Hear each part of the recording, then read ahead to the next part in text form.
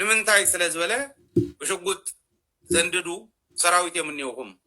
سراويت إرترا أب حزب زين حساس كم يجري أبا خبط حيخنا حسين مواتي نعنا قربنا اتحزن حزننا أيو هيله قم توصيدنا عين أنت زيلكم تعي مدى موت تعمدنا مال قول ترى بشو مكر أمس رخبت أنا حانسخة هتجبريها نصوم ده تكسس تخيل كحجزنا هيله تزي كوينو جن وفيك أنا مرة عتور حس زارو حدا زرواني رمالتيو كم لازم لكم زل أول تخلوا واد حواتكم قتيلكم تخلوا واد زي زوج أقولاتي برناي تخالي حزب سقايونكم يا فريحهم يوم زت أمدو إيرترا سراويتنا بنبدوبات تجري تسجع الله دقيقة هم اللي سئم برجديت أيكم We don't give a damn about it. صندوق تحت واتساب. زي أبزي فلتو عد خير ما أسن صفلي بلا زي كونت تاما أسرح حسكي نزت قوم تجراي ويعدها عدم حرا خونا له محجين أخي ملك حقلت إل كان عنا ود عد خين كلا أبوي إرترا ولا يخون بزيجنتهم بربمان النتو تجراوي. زيجنا زبحال دماي حجراوي من النت صور. كتخكلني زروان هاتو يوم مالتي ناجدرا معبل دغاي أبو دغاي أدي دغاي مالسي مجمرة نبون نديني حجز مالتي برسنال مثل أتاكس نابز ميدي حسكيات متخن قالت تكون سعيس زي شوي عندنا هالسائل سانتا حسكات وص دبلهم جزء اسمه صغون إذن أقص ملأختي نعم ودأت هذا مالتي مسكيح بحر الزيت الدواء بهاجر وتهدروا مع عسكر كهلوا كم زيت فقدن سلام تعنا هبلي كما لهم كما يتقنيو كبرات فتوات تختاتلتي شدن رياكتس 1 جاير مسجن أنا بوجني إجزاء مسجن سلام الله نسخاتكم كم زخماي كم تهلو بعد ملء تسفاي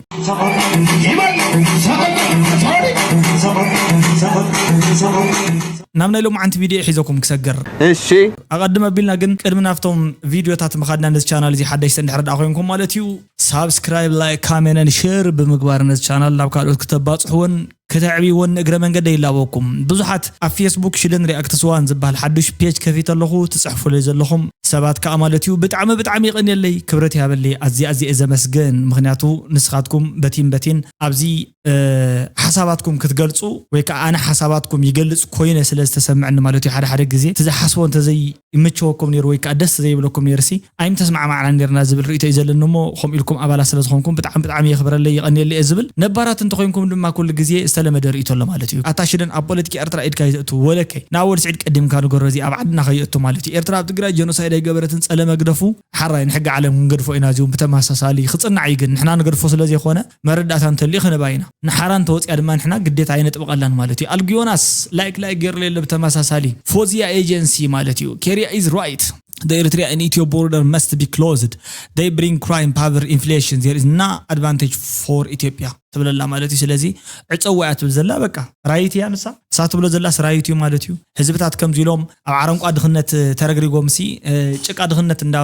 ተዋሒጦም ይንበሩ ንዘላኣለሞም ዝብልስ ሓቀኛ ዘረባ እዩ ታይና ንኾን ዘለና ግን ሓደ ግዜ ማለትዩ ንሓስቦ ዋላ ይጠፈና ለሎምስ ብኽያትን ወዓል ጠፊ ካይል መንሽም እንተኾነ ብኽያትን ወዓል እውን ይጠፋና ኣሎ ኢለ ዝግምት ኣነ ናብ ላይ ሎም ዓንቲ ቪድዮ ሒዘኩም ክሰግር ኣብ ናይ ሎም ዓንቲ ቪድዮ ኣዝዮም ፍሊፍሊ ዝበሉ ዕላላት እዮም ዘለዉ Welcome to Shidden Reacts 1 موتا قداميت علال تحابيو زنبره مستر انتقالع إلهم يوم بهايلا ددبي تقريبا وزلا عفت هايلا ددبي زقربوا تحسهم حدا أب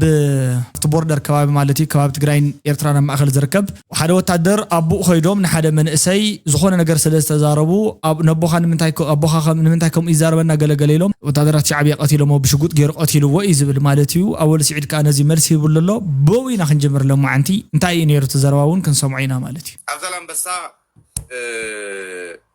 كلت قلعو على حد غباب نات صوتو ندهلو كلت سخرو نا إرترا سراويت كابزوم سخرو حدا نحد قلع خافتم كلت فليو يوقعو أبونا يزقل عزيو وا أنت جيروكا إلو حتى خلو شقوت أوصينا زبوا يقتلو كونزي زعينتو أم باجنن نايم باجننات سرح تكبار يتفصمو عبزلام بسا عبسا زي ولو أبو ودا يتوقعني له نمنتاي سلازبله بشقوت زنددو سراويت يمنيوهم سراويت إرترا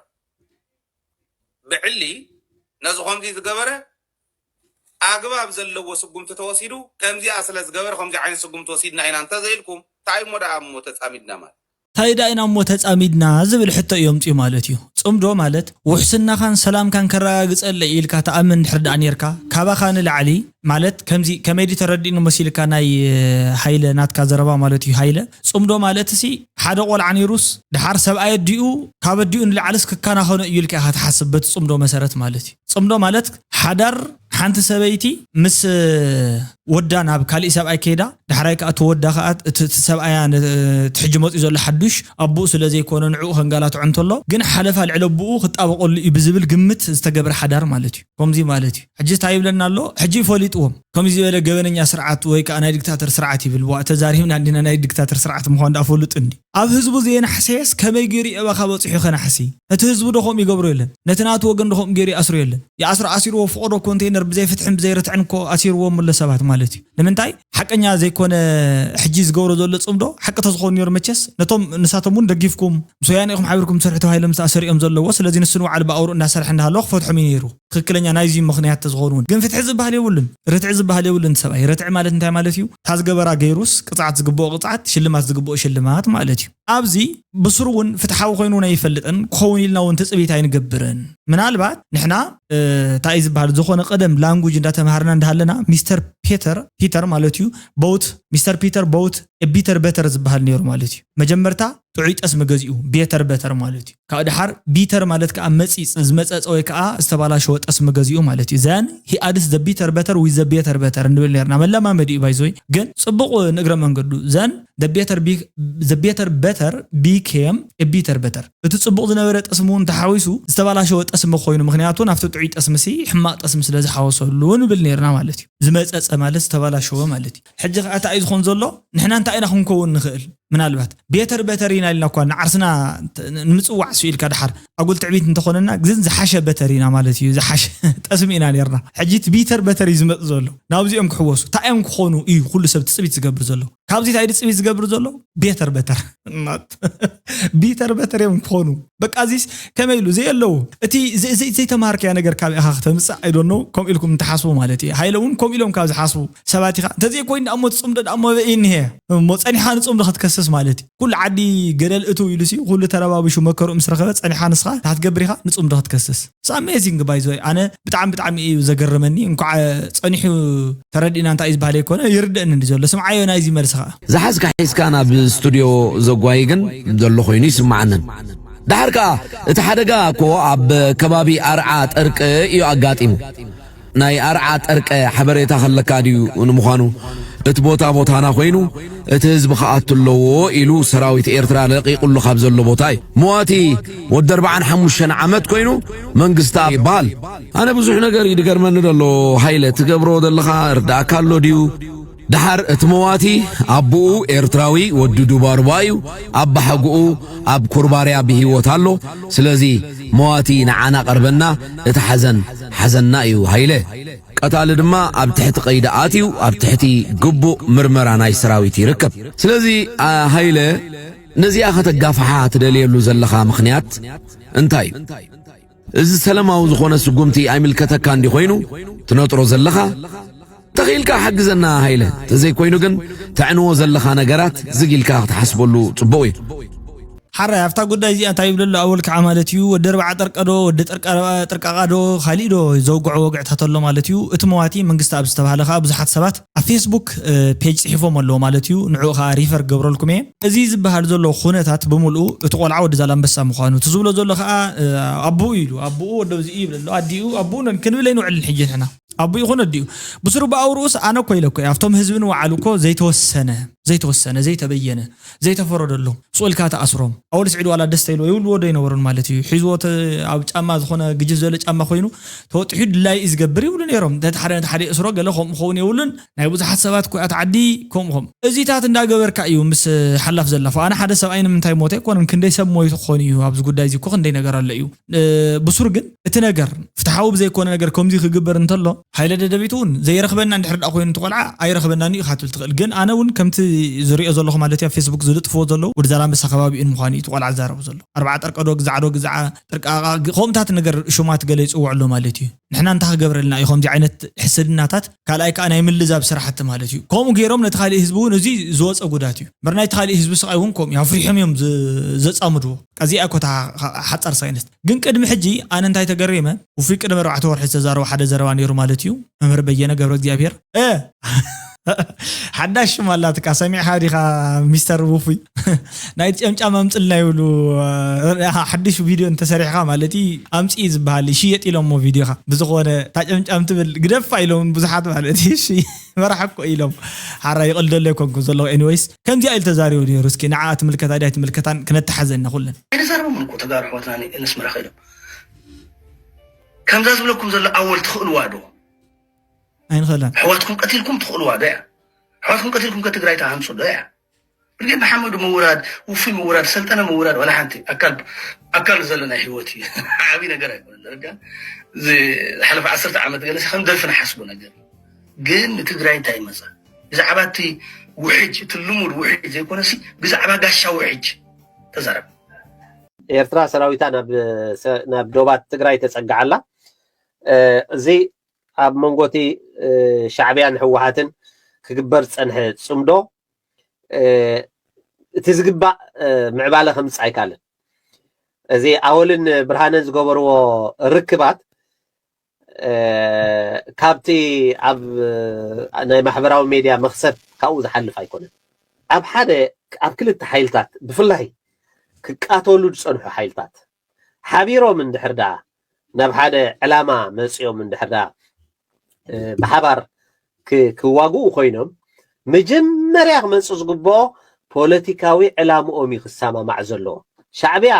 ንሕወሓት ከጥፍእ ይሓስብ ሕወሓት ንሻዕብያ ከተጥፍእ ትሓስብ ብልቦም ከምኡ እናሃለዎ ከሎ ጽልኦምን ቅርሕንቶምን ብዘይ ዝኾነ ፖለቲካዊ ዕላማ بحبار كوينوم فيدرال منجست إثيوبيا كمكتو أيكولونيوم سلازي تاب منجو مستفترة كمعمل زي كعلى صمدو ناي صمدو ركب أبزوانزي شعبية تتعيسو نتي أبوشتي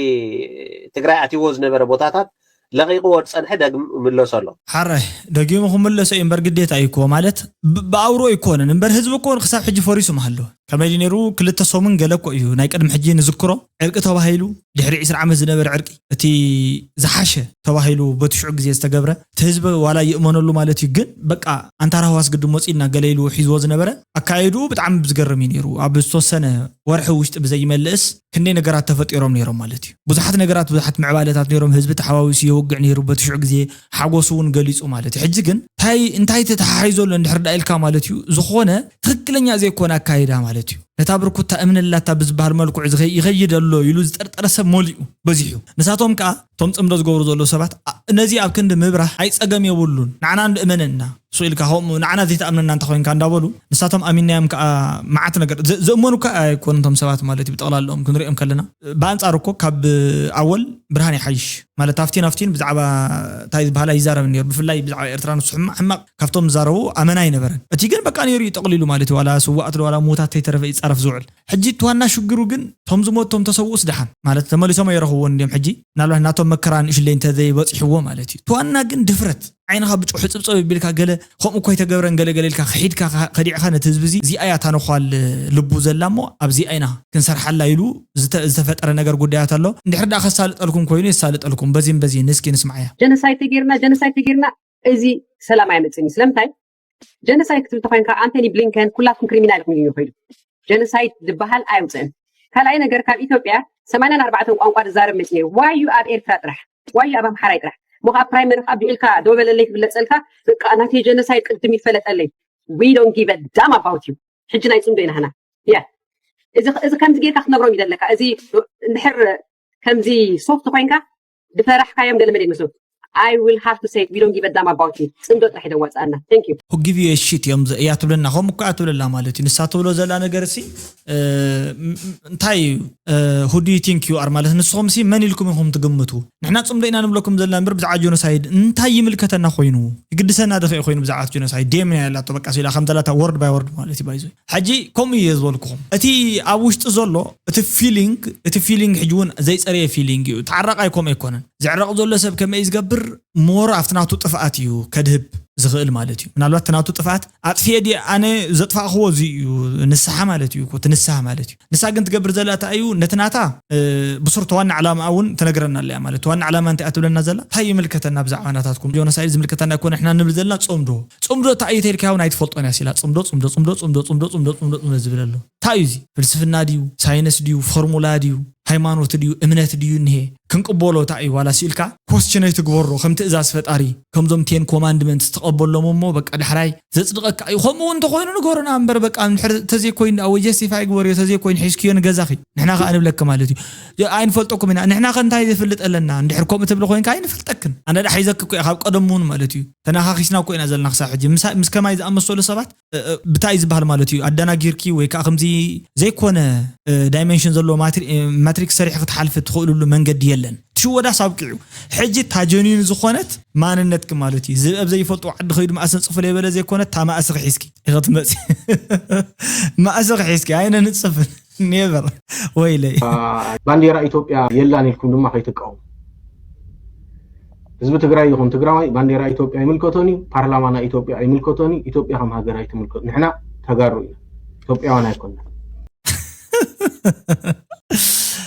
ንስኻ ኸታይኻ ማለት እዩ ተጋሩ ኢና ትዝሕል ብኢድካ ትትኩስ ብማንካ ኢኻ ንስኻ ሕጂ ኣይኮንካን ንስኻ ናይ እንዳቦኻ ዕናለካ ኢሎምኻ ንዕኡ ክትወርስ ከድካ ኣለኻ ሂቦምካ ድዮም ተቐቢልካ ንቀደም ተተቐቢልካ ኡንስ ተቐቢልካ ንበር ካልእ ነገር የድልን ኣተናኤል መሬትካ ተቐቢልካ ኡ ንበር ኣይዲ ሂቦምካ እንድሕር ዳ ኮይኖም ብዝሓሸ ማለት እዩ ኡ ንበር ወትስዕስዕ ነርካ ሪእና ካብ ብዙሕ ነገራት ገለ ምናልባት ጽቡቕ ሂቡካ ክኾን ይኽእል እዩ ብዙሕ ሰብ ከምቲ ንስኻ ትስዕስዕ ዘለኻ ኣይኮነን ቶም ደቂ ዓዲ ተሰዲዶ ምላስ ንስኻ ኣብዚ ዓድኻ ከድካ ከም ደስ ዝበለካ ትስዕስዕ ኣለኻ ማለት እዩ ካብቶም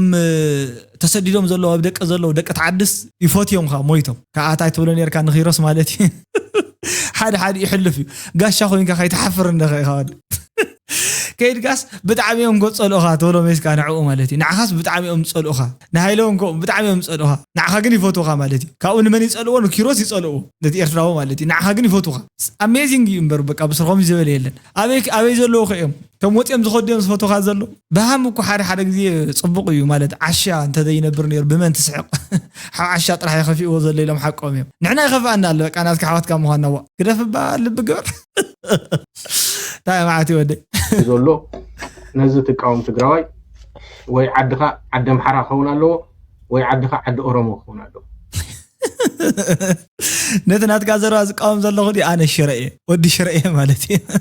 ዓደይ ሽረ እዩ ትግራዋይ መፀካ እንድሕር ደሊኻ ናብ ሽረ እውን መፂኻ ኢንተርቪው ክትገብር ትኽእል ኢኻ ማለት እዩ لما عند بقى سيل فلي زي بقى ويكون له قال قوم غيرنا احنا شممينا ني فير كوي لك الله انا نسخاس اي ملكتننيو وجز بحال يلني الكاديكر كان نسخاس سلام يلكاد تزارين وركان تمالي يفانا محجين اخ ملك حقل تيل كان عنا ود عد خوين كان لا وا صصي تواقاي غرمبل حزلنا امبر نزي زقاوم تግራዋይ نزن دارعي زقاوم تግራዋይ تعنا زلو አይመስለን እሺ زيرنا ግን عبز بصحنا لنا بإيرترا تبال شو تطوع عيدلني أنا لا يزيجنتي يكون كل أنا بمانتي إزغار بزيجنت هاجر أيكور عني نيفر أيكور علم ترديكم سأزي أبوي إيرترا ولا يكون بزيجنتهم بر بماننتو تجراوي سلزي أنا أنت إيه تجراويت بالطعم يا زي حبان تجراويت بموهاني مالتي إذا أخذ لكم يفتوا تم حاف كفت بلو زلهم حاف فترة تبلو زلهم سبعة تجارو تبلو زلهم تجارو قداي قالسهم جبروا قداي نبعلهم مسئساس كم يقولون تفتحوا وصوت يجبروا الشحر رئيسكي كمل سلا أي نزيئة نسبات كم هريات ولد الله أمريكا زبها الحجر والنايزي قلنا حجر يزبز حجرات دم نايزي قلنا حجرات من البعض نايم لنا حجر زبها لن تلقينه سومالياي قانقو سومال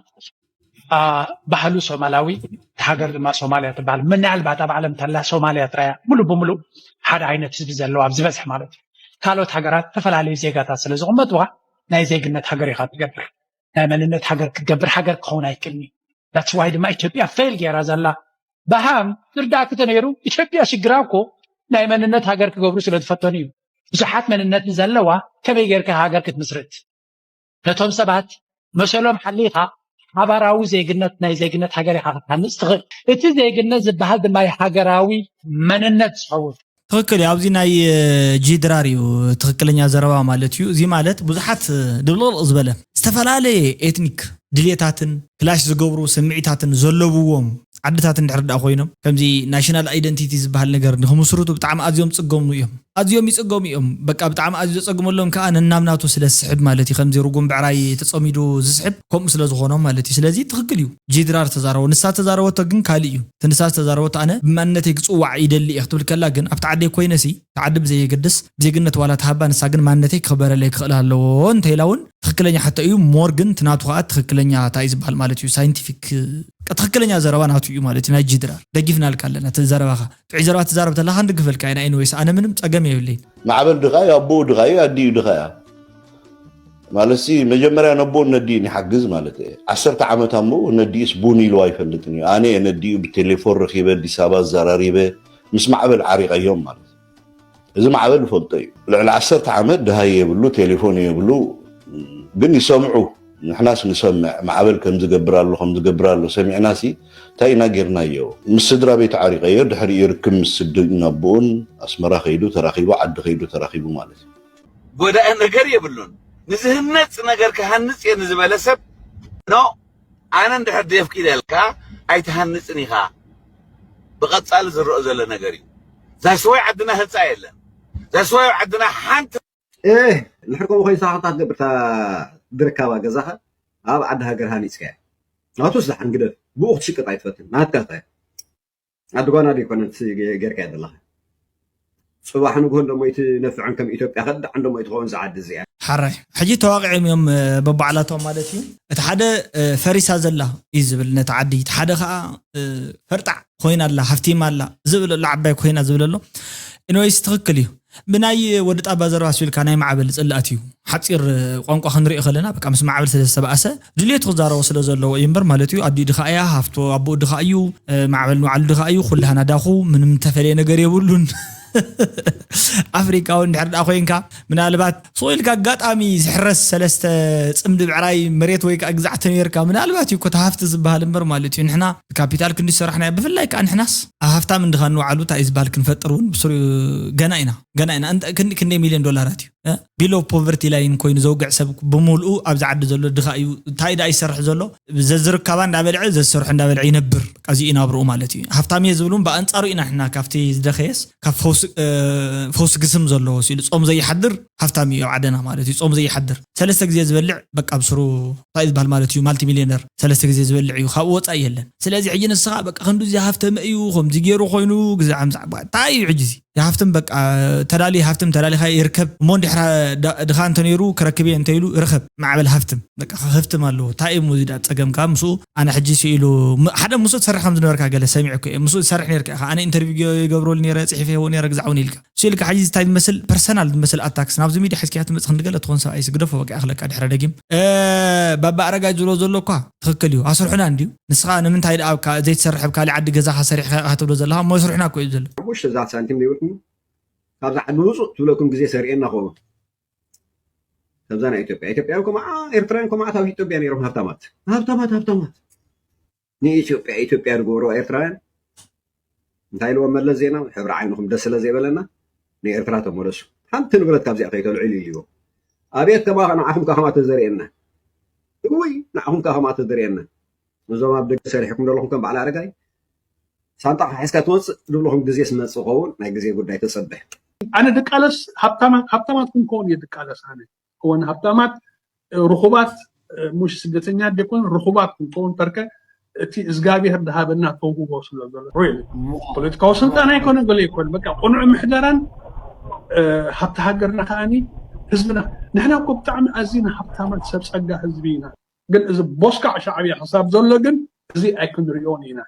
ግብፂ ሕጂ እውን ናብ ኢትዮጵያ ብተዘዋዋሪ መልክዕ መልእኽትን ንምስዳድ ብዝመስል መልክዕ ኣብ ቀይሕ ባሕሪ ምስ ቀይሕ ባሕሪ ዘይተዳወበ ሃገር ወተሃደራዊ ማዓስከር ክህልዋ ከም ዘይተፈቀድን እዚ ጉዳይ ድማ ምስ ሃገራዊ ፀጥታ ምትሓሓዝ ዘለዎን ቀይሕ መስመርን ጌራ ከም እትርእዮን ሚኒስትር ወፃኢ ጉዳያት እታ ሃገር በድር ዓብድልዓጢ ንህልው ኩነታት ኣመልኪቱ ገይርዎ ኣብ ዘሎ ሰፊሕ ቃለ መሕተት እዚ ናይ ግብፂ መልእኽቲ ናይ መወዳእታ ዘሎ ማለት እዩ ኣብዚ ቀይሕ ባሕሪ ዝኾነት ዓዲ ባሕሪ ዘይብላ ንሕርዳ ኮይኑ ወይ ከዓ ነቲ ባሕሪ ሼር ዘይትገብሮ ኮይና እያ ትብል ዘላ ማለት እዩ ንምንታይ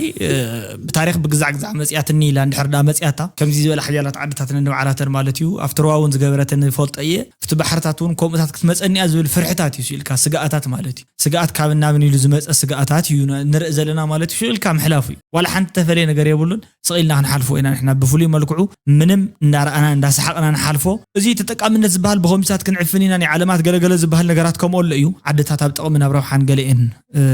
ስርሐን ዝሰርሓ ዘለዋ ማለት እዩ ናይ ሎማዓንቲ ቪድዮ ተኾነ ግን ነዚ ዝመስል ክሳብ መወዳእታ መደብ እውን ሃናፅ ዘበለ ርእቶ እንዳገደፍኩም ማለት እዩ ከም ካልኦቶም ድማ ነዚ ቻናል እዚ ሳብስክራይብ ላይ ኮሜንት ሼር ብምግባር ኣባላት ብምዃንኩም ብተፈላለየ መልክዑ እውን ድማ ሃናፅ ርእቶ ብምፅሓፍኩም ርእቶ ገዲፍኩም ላይ ትኾኑ ሰባት ብምልኡኹም ኣዝየ ዘመስግን ልዋም ቅነ ይኹነልካትኩም ድሕና ቀኒውታ ውድ ላይት ድሕና ሕደርታ ሓዋተይ ማለት እዩ